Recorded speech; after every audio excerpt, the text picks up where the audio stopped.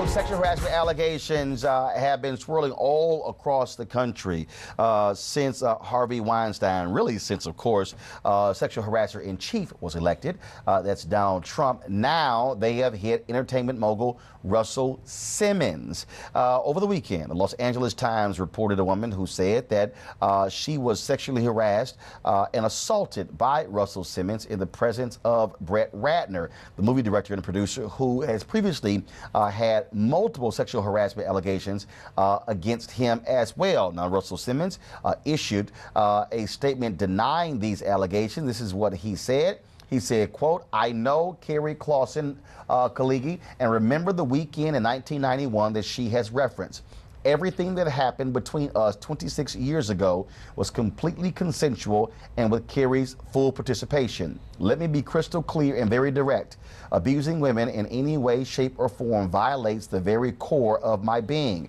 I have always spoken out regarding my life experiences, women's issues, and the need to bring a faster and more decisive shift in the collective consciousness that will help bring about true women's equality." Now, news broke late last night that Michigan Congressman John Conyers, the longest-serving member in the United States House, paid $27,000 in 2015 to settle sexual misconduct charges against him. According to Buzzfeed, who broke the news, the victim says she was fired from his office because she wouldn't accept his advances. Now, Conyers has yet to respond. In their detailed report, they lay out that 3 other staffers also signed affidavits attesting to harassment. They say other staffers saw Conyers often rubbing on women's legs or their backs in a sexual nature. The woman who filed the complaint said she was often asked by him to work in his hotel room or trips to even stay with him.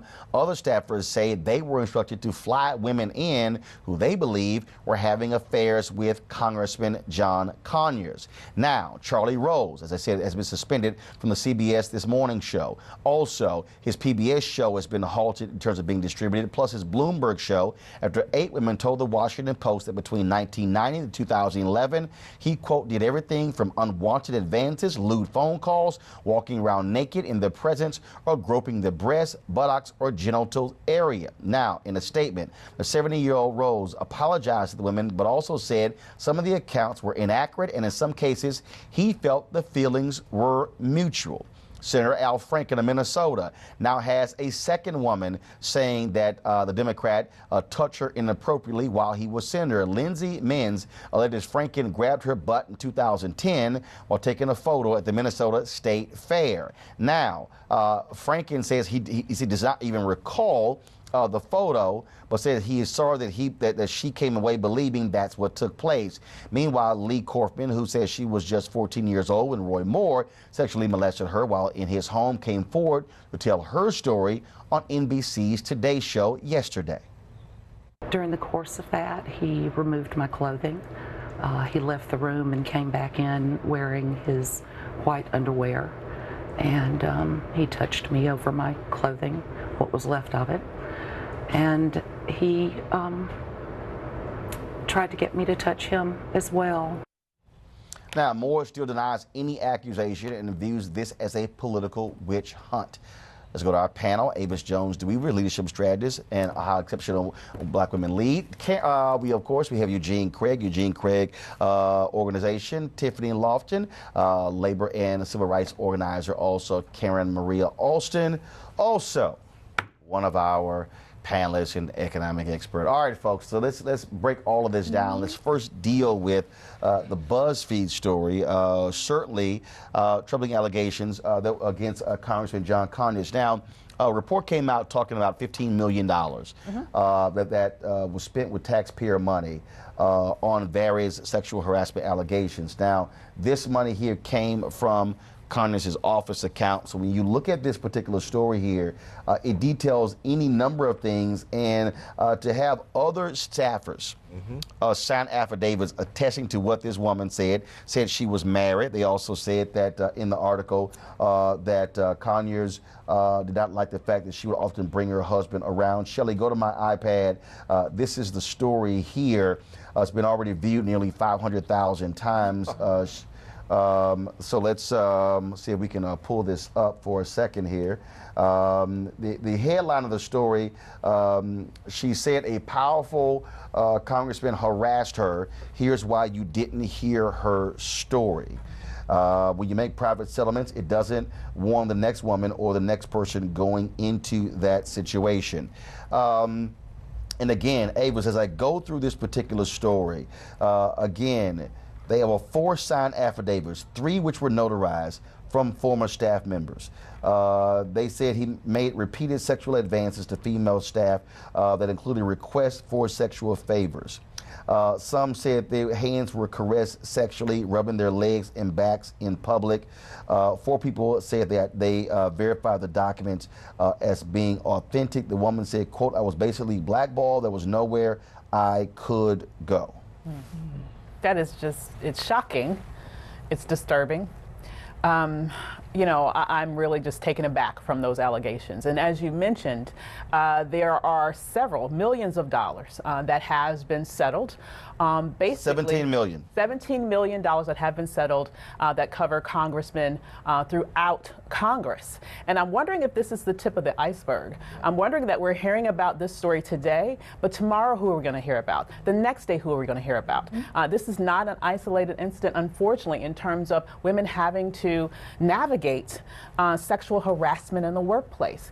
And I believe that we're at a moment in our history where people are coming forth. So despite these sort of non-disclosure agreements, as was alluded to in that article, that have created situations where these sort of stories remain hidden for years, I'm thinking with what we know the Congress has paid thus far to keep people quiet as it relates to both sexual harassment and racial discrimination. Let me just say, it's not just sexual harassment that those settlements cover. I'm waiting to see who else will be identified as individuals who have had to pay out money to keep people quiet. Mm-hmm. It's so shocking, and sadly, and to Avis's point, we're at a tipping point as a nation where these stories are going to continue to come out because women and men are feeling empowered to share how they felt when the harassment happened. And what's so sad about this as a taxpayer, I want to know who these congressmen and senators are that we're paying these fees for, because these are my tax dollars that are being spent to pay for these non-disclosures. So this is so disheartening. I mean, Congressman Conyers has done tremendous things for our country, and it's very disheartening. It's very sad to hear this, and I think for all of us, we'll be prepared for the next story and the next story, and it's going to hurt. Now, according to this piece here, she was offered a settlement in exchange for her silence. It was paid out of Conyers' taxpayer-funded office budget. His office would rehire the woman as a temporary employee despite her being directed not to come into the office. She was paid $27,111.75 over 3 months. After then, she was removed from the payroll. Eugene. So, a couple things.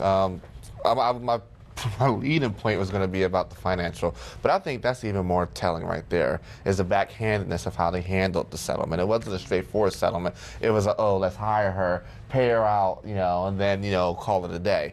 But, you know, if 27K is the benchmark and 17 million is what's been paid out, oh, this is literally the tip of the iceberg. You know, Al Franken, you know, we've seen what's going on there. We've seen what's going on with Roy Moore in Alabama. But I think, you know, I've been hearing that there are other members. I know there was a story that broke yesterday on the MSNBC of a person, of a lady that's a sitting member of Congress who had an allegation against a gentleman that was a former member from San Diego who ended up becoming the mayor of San Diego. But, you know, it's a tip of the iceberg. You know, I think this is sad. What makes it so much worse is that these gentlemen are in control of these women's careers. Yes. And so, you know, it's after you go through this sprawling process that's not public, that you have, you know, very little help and recourse for, and then you're forced on non-disclosure.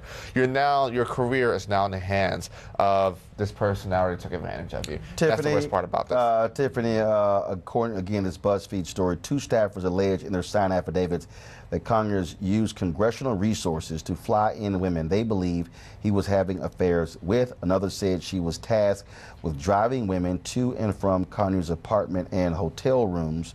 Representative Conyers did not admit fault as part of the settlement. His office did not respond to multiple requests for comment on Monday. Now, the documents were turned over to Buzzfeed by Mike Cernovich, a guy who's a pro-Trump media activist, who also was the one behind the Pizzagate conspiracy. Oh, Lord. And so, That's telling. according to their story, Cernovich said he gave the documents to BuzzFeed News for vetting and further reporting, and because he said if he published them himself, Democrats and congressional leaders would, quote, try to discredit the story by attacking the messenger. He provided them without conditions, but BuzzFeed News independently confirmed the authenticity of the documents with 4 people directly involved with the case, including the accuser. In her complaint, the former employee said Conyers repeatedly asked her for sexual favors and often asked her to join him in a hotel room. On one occasion, she alleges that Conyers asked her to work out of his room for the evening, but when she arrived, the congressman started talking about his sexual desires. She alleged he then told her she needed to touch it in reference to his penis or find him a woman who would meet his sexual demands. She alleged Conyers made her work nights, evenings, and holidays to keep him company. In another incident, the former employee alleged the congressman insisted she stay in his room while they traveled together for a fundraising event. When she told him that she would not stay with him, she alleged he told her to, quote, just cuddle up with me and caress me before you go.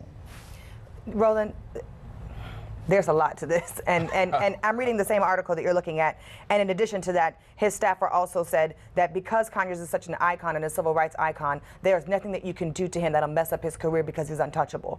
So what I want to bring to light and what I'm thinking about in this story and in the conversation around several men, both Roy Moore, Russell Simmons, I'm thinking about Bill Cosby, I'm thinking about the first story of women of Anita Hill sharing her story, and the bravery that it takes to be able to tell this story. There's a couple things that I want to bring to light. The first is, it is so important. It makes me tremble to think about how long these folks, if they are guilty, have committed these crimes and then still performed out their duties in their position that they are currently in, and how many other women they need to come in contact with. So yes, it is hard for women to come out and share their stories about how they have been sexually assaulted or harassed, but we have to think about also who is coming after this, all the interns he may have had, all the women who've worked in the office, etc. And that is not just for Conyers, that is for every single person that we are naming, that we're talking about, because this is almost a decade ago. These are years ago, and we are not addressing it in the moment. And so thinking about what Eugene just said, these men are in control of their careers. I think about how much power and how silenced, right, folks are feeling in this process. Now, I'm also looking at the article, and it says that the Congressional Office of Compliance complaint process is 180 days. So going through that and also getting your name exposed to the public and to the media to say that you have gone through this type of pressure is also very difficult. Let's use this and make sure that not only we are talking about how we talk about compliance in the workplace, but also positions of power, and how these men who have power and money need to stop doing this to women and men and whoever. Well, I'm sure, well, first of all, there's no way the Office of Congressman Conyers will be able not to comment today. I think with this story dropping, there'll have to be some kind of comment, so we certainly have that for you on tomorrow. Weekdays on TV One. I will never lie to you. Oh my God. Roland Martin. He doesn't want to talk to us. He wants to ignore us. Uncensored. Hell no. That ain't gonna cut it, boo. Unapologetic. No, that is fundamentally false. You are wrong. Unfiltered. He wants an America where we all look alike. He ain't talking about black people. Unrelenting. You better go work out, because you got a fight on your hands. NewsOne Now with Roland Martin. Weekdays at 7 a.m. on TV One.